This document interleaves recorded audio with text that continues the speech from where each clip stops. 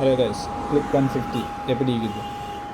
1000 கிலோமீட்டர்ஸ்க்கு பிறகு எப்படி பர்ஃபார்ம் பண்ணுது, மைலேஜ் என்ன இஷ்யூஸ் ஏதாவது இருக்குதா, அதை பற்றி தான் இந்த வீடியோவில் டிஸ்கஸ் பண்ணிக்கிறோம்.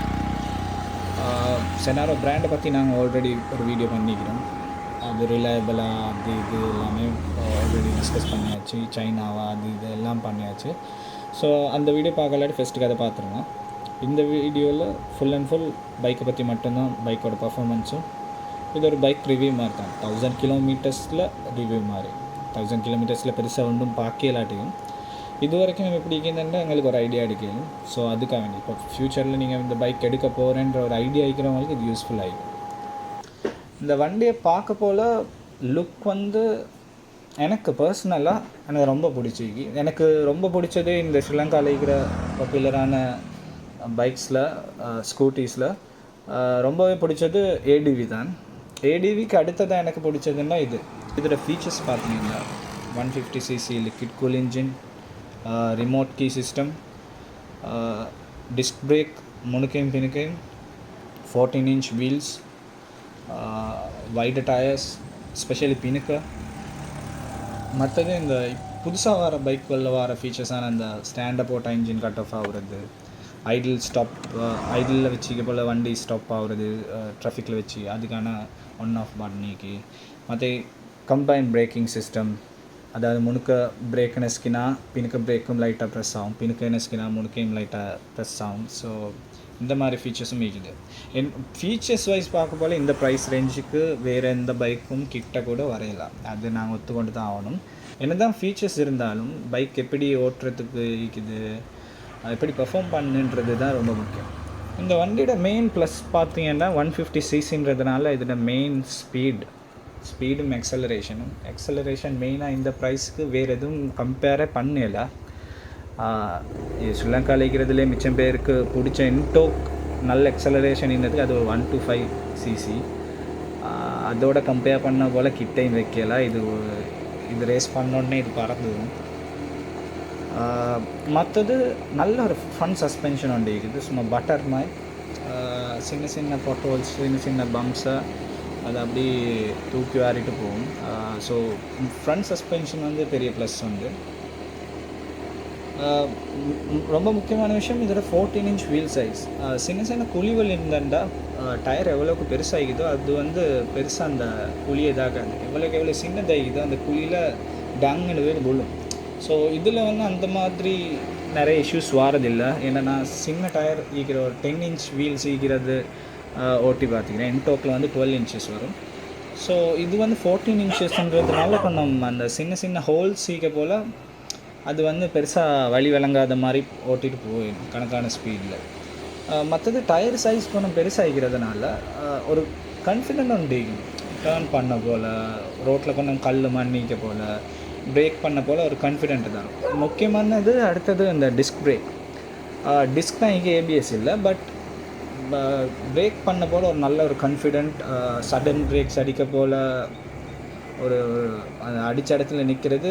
பிரேக்கில் வந்து கம்ப்ளைண்ட் பண்ணல. அது நல்ல ஒரு பிரேக் சிஸ்டம் தான் இது. மற்றது ரொம்ப முக்கியமான விஷயம் இதோட கீ சிஸ்டம் வந்து வெரி கன்வீனியன்ட். எங்களுக்கு இதில் 2 மாதிரி வச்சுக்கொள்ளும் சிஸ்டமில். ஃபஸ்ட்டுக்கு கீ கிட்ட இருந்தேன்டா, அதாவது க்ளோஸ் ரேஞ்சில் இருந்தால் மட்டும் ப்ரெஸ் பண்ணால் ஸ்டார்ட் ஆகிற மாதிரி வைக்கலும். அப்படி இல்லாட்டி கீழே அன்லாக் பட்டன் நெஸ்கின் அன்லாக் ஆகிற மாதிரி செய்யணும். ஸோ கீன்றது ஒரு ஒரு ஒரு ஒரு ப்ரீமியம் ஃபீச்சர்ஸ்னு சொல்லணும். இந்த வண்டியோட டிஸ்அட்வான்டேஜ்னு பார்த்திங்கன்னா எனக்கு பெருசாக பிடிக்காது. இதெல்லாம் பர்சனல் தான். சில பேர் வந்து பெரிய பைக் பாய்ச்சவங்களுக்கு இது எக்ஸலரேஷனானு கேட்பீங்க. ஸோ இந்த ப்ரைஸ்க்கு நான் கம்பேர் பண்ணதில் நான் இன்டோக் தான் மிச்சமே ஓட்டிக்கிறேன். ஸோ இன்டோக்கோட கம்பேர் பண்ண போல் எனக்கு இது எல்லாம் இந்த மாதிரி எல்லா விஷயத்துலேயுமே பெட்டர் ஆகிக்குது. பட் இதில் குறை இல்லாமல் ஒன்றுமே இல்லை. நெகட்டிவ்ஸ் மெயினாக பார்த்தீங்கன்னா இதோட ரியர் சஸ்பென்ஷன் ஒன்றும் எனக்கு பெருசாக பிடிக்கலை. அது வந்து ஓவர் ஸ்டிஃப் ஆகிக்கிற மாதிரியே எனக்கு ஃபீல் ஆகிடுச்சு. இப்போ சின்ன பம்பரில் கொஞ்சம் ஸ்பீடாக போயிட்டோம்னா அப்படி தூக்கி போட்டுரும். நான் பெருசாக வெயிட் இல்லை, ஸோ எனக்கு அது நல்லா ஃபீல் ஆகும். மற்றது சீட் வந்து எவரேஜ் தான். இப்போ வழக்கமாக இருக்கிற சீட் மாதிரி தான், பெருசாக கம்ஃபர்டபுள் இல்லை. மிச்சம் ரஃப்னு சொல்லலை, என் எல்லா சீட்டுமே இப்போ அப்படி தான் வருது. ஸோ சீட் வந்து ஆவரேஜ் தான். மற்றது இந்த ஸ்கூட்டர் வந்து மிச்சம் டால் ஆகிக்கிறவங்களுக்கு செட் ஆகுது. நீங்கள் ஒரு 5'10" மேலே ஆகிக்கிறீங்கண்டா இது உங்களுக்கு நீ வந்து முன்னாடி இதில் படுறதுக்கு சான்சஸ் இருக்கேன்டா, அது கொஞ்சம் தள்ளி வந்து தான் இருக்கும். ஸோ எப்படியுமே நீங்கள் 5'11", 5'10" மேலே ஆகிக்கிறீங்கன்னா எப்படியும் உங்களுக்கு ஸ்கூட்டி செட் ஆகுமான்னு எனக்கு தெரியாது. பட் இதுண்டா பர்க்மன் மாதிரிண்டா செட் ஆகும். இது நீங்கள் ஒன்று எடுத்து டெஸ்ட் ட்ரைவ் வந்து பண்ணியே பாருங்கள், என்ட அவ்வளோ கம்ஃபர்டபுளாக ஆகிக்காதுன்றது என் ஒப்பீனியன். நெகட்டிவ்ஸ்னு பார்த்தா இவ்வளோ தான் நீக்குது. அதுவும் இல்லாமல் சின்ன சின்ன விஷயம் சொல்லணும்னா இதோட ஸ்டிக்கர்ஸ் வந்து ஒரு சாஃப்ட் பிளாஸ்டிக்கில் கொடுத்திக்கிறாங்க. அது கையால் பிடிச்சா உரிகிற மாதிரி இருக்குது.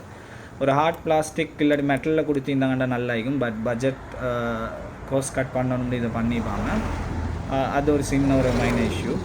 மற்றது இந்த ஃபுட் ரெஸ்ட்டுக்கு வந்து காப்பர்ட் தரமாட்டாங்க, நாங்கள் தான் வேறு வெட்டி எடுத்துக்கொள்ளணும். மற்றது ப்ராக்கெட் முனுக்க ப்ராக்கெட் தாரத கேஸ் ஒன்றும் இருந்துச்சு. அது நீங்கள் எடுக்கிற பிரான்ச்சில் அதை பேசி எடுத்துக்கோங்க. அப்படி இல்லாட்டி டியோட செட் ஆகும்னு சொன்னாங்க. ஸோ அவங்க ப்ராக்கெட் அந்த நம்ம பிளேட் ஹோல்டரை மவுண்ட் பண்ணுறதுக்கு ஒரு இது ஒன்று வரும், மவுண்ட் ஒன்று வரும். அது அவங்கக்கிட்ட சம்டைம்ஸ் அதில் தட்டுப்பாடு ஒண்டிக்கிண்டு கேள்விப்பட்டுச்சு. ஃபெஸ்ட்டுக்கு எடுத்தவங்களுக்கெல்லாம் இருந்துச்சு. இப்போ புதுசாக எடுக்கிறவங்களுக்கு தான் அந்த இஷ்யூ ஒண்டிக்குது. ஸோ அதையும் பார்த்துக்கோங்க. அது அவங்க தரலாட்டியும் அவங்களுக்கு எடுத்துக்கொள்ளையிலும் தான்.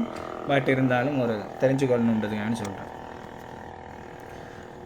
ஸோ ஃபைனலாக வண்டி எப்படி இருக்குதுன்னு கேட்டிங்கன்னா, இது வரைக்கும் ஓட்டுனதில் எனக்கு குறை பிடிக்கிற அளவுக்கு பெருசாக இல்லை. ஒரே ஒரு விஷயம் அதுதான், பின்னித்து அந்த ரியர் சஸ்பென்ஷன் கொஞ்சம் ஸ்டிஃப் ஆகிக்கிறதுனால கொஞ்சம் ஸ்பீடாக போகல. கொஞ்சம் பம்ப்ஸில் ஃப்ரண்ட் வந்து பெருசாக இஷ்யூ ஆகாது. பின்னுக்க தான் கொஞ்சம் லைட்டாக தூக்கி போடுற மாதிரி ஒரு சீன் ஒன்று இருக்குது. மற்றபடி இது வரைக்கும் எடுத்ததுக்கு பைக் ஃபுல் சாட்டிஸ்ஃபைட். இது வரைக்கும் 1000 kilometers தான் ஓட்டிக்கிறேன். ஸோ ஃபஸ்ட் சர்வீஸ் 500 வச்சு பண்ணேன். செகண்ட் சர்வீஸ் 1500 பண்ணணும். சர்வீஸ்க்கு போகிறோம். சர்வீஸும் இஷ்யூ ஈக்குவல்ல. கொட்டா பிரான்ச்சுக்கு தான் போனேன். இப்போ யூனியன் பிளேஸ்லேயும் பண்ணேலும்னு சொல்கிறாங்க. பார்ப்போம். இதில் இந்த பைக் எடுக்கிறதுல இருக்கிற மெயின் இஷ்யூவே செனாரோ தான். செனாரோ கம்பெனி இருந்துச்சுன்னா பைக்குக்கு இது வரைக்கும் எந்த பிரச்சனையும் வராது. ஏன்னா நான் சர்வீஸ் சென்டர் போன நேரம் வந்து ஒருத்தட்ட கீ என்னமோ இஷ்யூஸ் இருந்துச்சு, வேலை செய்து இல்லைண்டு. அப்போ உடனே கீ செட் வந்துட்டு போட்டு கொடுத்தாங்க அப்போவே. ஸோ பார்ட்ஸ் சீக்கிது, இவங்களே பார்ட்ஸ் அலப்பிச்சு அசம்பிள் பண்ணுற சொல்லி. ஸோ செனாரோ கம்பெனி நம்பேமாண்டா அது எனக்கு சொல்லலாது. இது வரைக்கும் பெரிய இஷ்யூஸ் எதுவும் வந்ததில்லை செனாரோ சைட்லேருந்து, சர்வீஸ்லேயோ பார்ட்ஸ்லேயோ. ஸோ இது எப்படி ஃப்யூச்சரில் இவங்க ஹேண்டில் பண்ணுறாங்க, கம்பெனி இருந்துச்சுன்னா எந்த பிரச்சனையும் வராதுன்னு நினைக்கிறோம். அந்த நம்பிக்கையில் தான் நிறைய பேரை எடுத்துக்கிறோம். அவ்வளோதான் இந்த வீடியோ. இந்த ப்ரைஸ் ரேஞ்சில் இருக்கிற மற்ற பைக்ஸோட கம்பேரிசன் வீடியோ உண்டு. இன்டோக், பர்க்மன், ரேசர் டாரோட கம்பேரிசன் வீடியோ ஒன்று போடணும்னு சொல்லுங்கள். நெக்ஸ்ட்டு அது பண்ணுவோம். தேங்க்ஸ், பாய்.